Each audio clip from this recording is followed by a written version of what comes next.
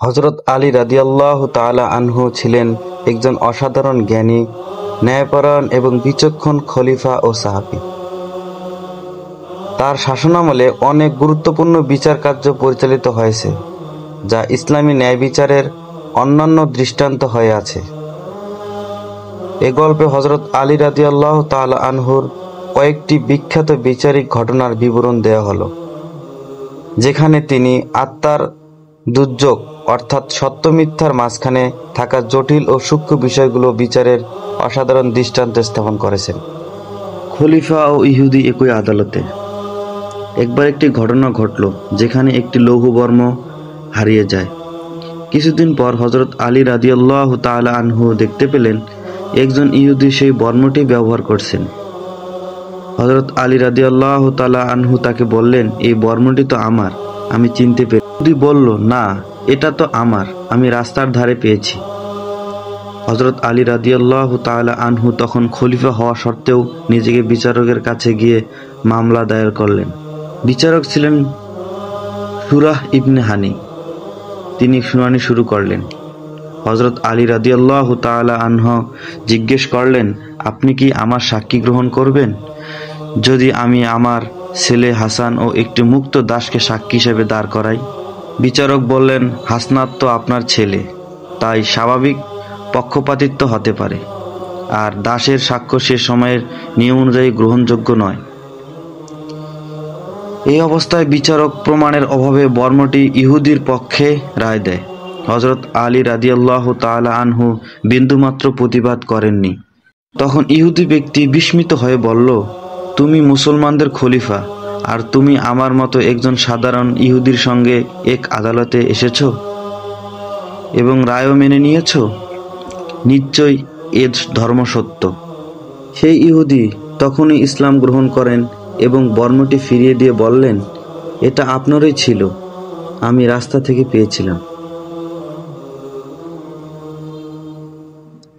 গল্প নম্বর 2।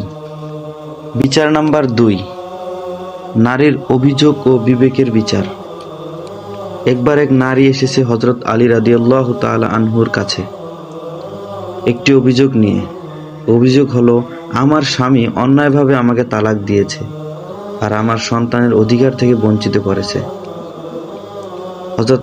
হযরত আলী রাদিয়াল্লাহু তাআলা আনহু উভয় পক্ষকে ডাকলেন এবং স্বামীকে জিজ্ঞেস করলেন।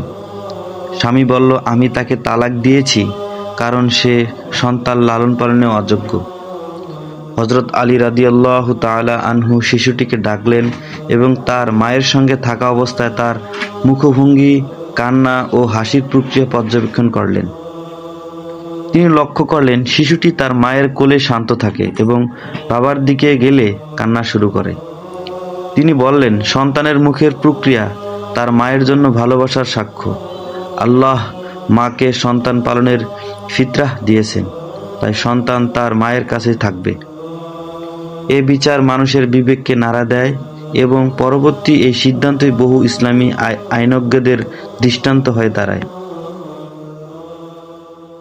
এক বৃদ্ধ ও ভিক্ষুক, ন্যায়ের প্রকৃত রূপ।